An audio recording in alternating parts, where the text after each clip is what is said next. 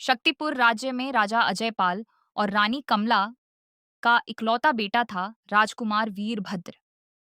राज्य के मंदिर का राजपुरोहित तांत्रिक महाकाल था, जिसके मन में खुद राजा बनने की काली इच्छा छुपी थी।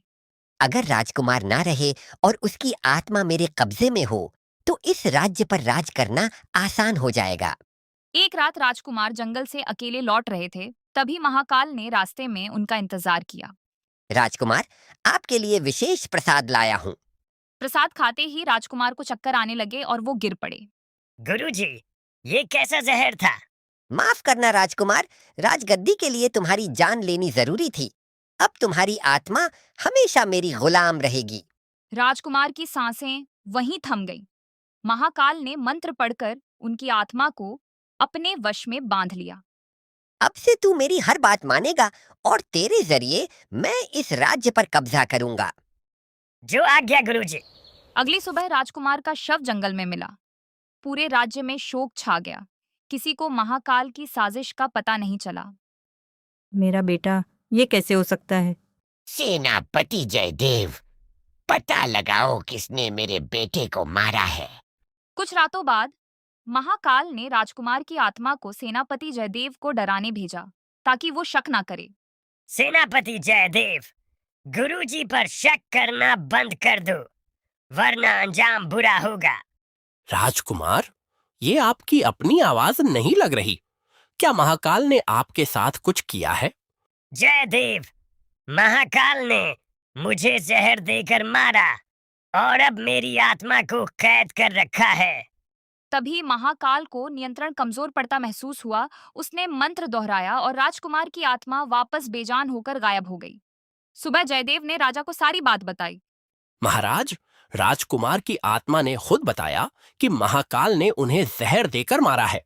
महाकाल ने मेरे बेटे की हत्या की।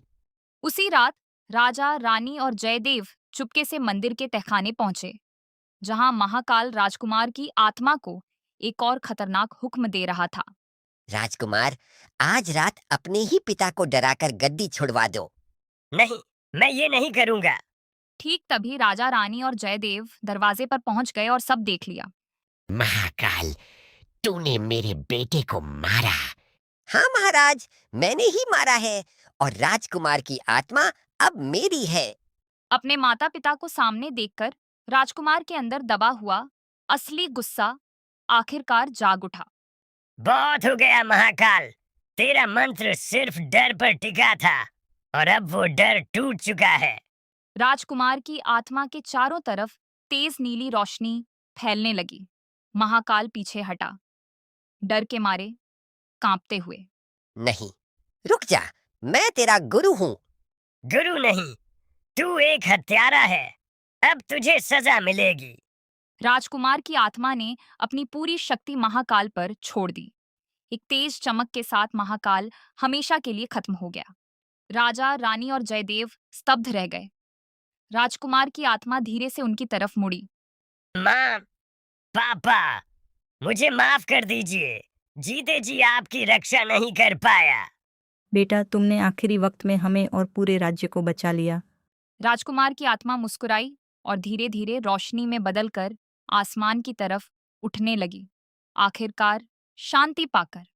कहते हैं कि सत्ता का लालच इंसान को कितना भी अंधा क्यों ना बना दे, सच्चाई और सच्चा प्यार आखिरकार हर काली शक्ति को हरा ही देते हैं।